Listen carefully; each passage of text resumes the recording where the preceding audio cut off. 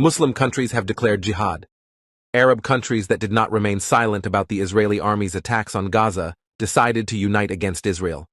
Tens of thousands of CE soldiers are being sent to Gaza. The Arab-Jewish war started again years later.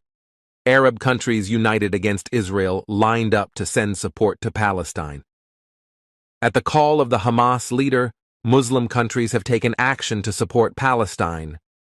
The head of the Hamas political bureau, Ismail Haniyeh, expressed that the conflict in Gaza could turn into a regional war and invited the Arab and Islamic world to come out on the street and defend Gaza.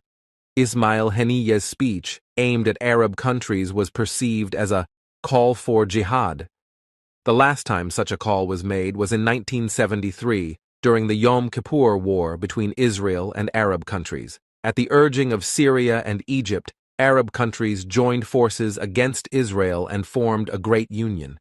However, the Israeli army was the victorious side in this war.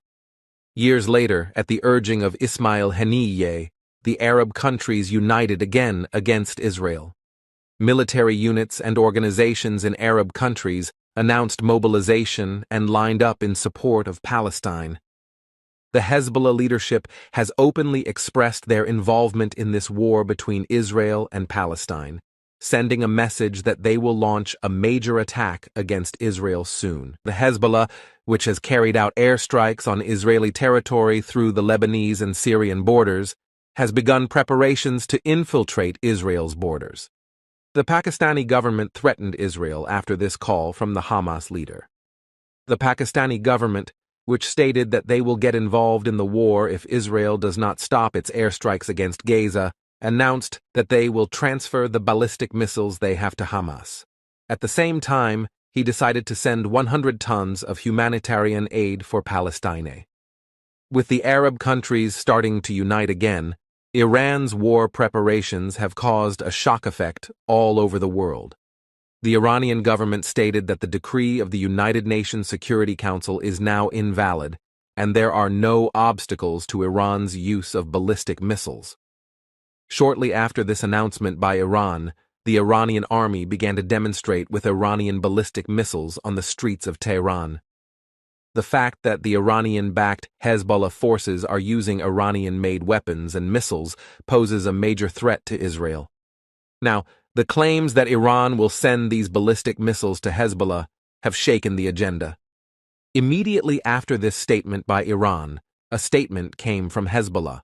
The Hezbollah leadership called on Muslim and Arab countries to unite against Israel, stating that they should.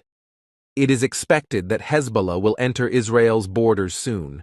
It is estimated that Iranian-made ballistic missiles were sent to this special organization known as the Hezbollah Death Squad, which consists of 5,000 militants. If Hezbollah militants use these ballistic missiles, Israel may face very big problems. During the day, explosions occurred at the U.S. base located near Baghdad airport, and this attack is said to have been carried out by Iranian-backed militias. At the same time, a U.S.-owned Conoco military base in the Syrian city of Deir ez-Zor was also hit by Iranian-backed militias. It seems that if these attacks continue, the U.S. presence in the Middle East may completely end. Do you think the Iranian government would dare to confront the United States and Israel by sending ballistic missiles to Hezbollah? On the other hand, the organizations in Yemen have made statements that they will support Palestine and will go to Gaza. The Houthis in Yemen announced their mobilization and called on the Yemeni people to join them. It has recently become clear that the Yemeni Houthis will also unite with Hamas to fight against Israel. The Pentagon administration announced in a statement that Houthi militants targeted an American military ship located near Yemen. While the mutual attacks between Israel and Hamas continued, there has been full support for Palestine from Russia and North Korea. Russian President Vladimir Putin said in a statement that Navy ships sent by the United States to support Israel recently were targeted. As it is known, North Korean leader Kim Jong-un has stated that he will wipe Israel off the map with a single move. Kim Jong-un, who expressed his recognition of Jerusalem as the capital of Palestine and the holy place of Muslims, clearly showed his support for Palestine. Along with these statements, Russian Foreign Minister Sergei Lavrov paid a visit to North Korea. After Foreign Minister Lavrov's visit, the allegations that North Korea and Russia are united against Israel and the United States have shaken the entire agenda. The full support of Palestine from Russia and North Korea has strengthened the possibility of a possible Third World War. The fact that Vladimir Putin and Kim Jong-un are making threatening speeches against the United States and Israel together shows that the violence of the war will grow even more. These two countries, which have been allies for a long time, have been working together militarily for a long time. However, there is no information available about the nuclear missiles and military army inventory that North Korea currently has, which makes the situation even more complicated. As it is known, the U.S. administration has provided Ukraine with huge amounts of military support in the ongoing war between Russia and Ukraine. Vladimir Putin seems to want to deconstruct the United States by turning this war between Israel and Hamas into an opportunity. It is already known that Russia provides military support to Hezbollah forces. Do you think that North Korea and Russia will provide military support to Palestine by making moves against the United States? If such a thing happens, it is thought that the outbreak of the Third World War is inevitable.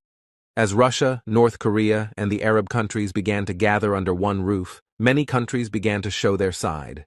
The fact that India, where 172 million Muslims live, is located on the Israeli side instead of Palestine shocked the whole world. India, on the other hand, is said to be taking part on the side of Israel due to the state of war with Pakistan. The Kashmir region, which has not been decoupled between India and Pakistan for years, is causing the tension between the two countries to increase. Mutual deconfliction between India and Pakistan is pushing India to seek allies. The Indian government, on the other hand, preferred to take part on the side of the United States and European countries by taking part on the side of Israel. For this reason, there are possibilities that this war between Israel and Hamas may turn into a US-Russia and India-Pakistan war later in the war deck. Even the British Prime Minister, who had previously condemned Israel's attacks on Gaza, made a statement during the day that they were behind Israel.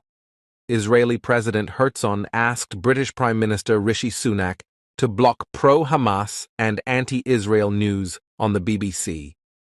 This deconfliction between Israel and Hamas suddenly began to turn into a deconfliction between Hezbollah and the United States.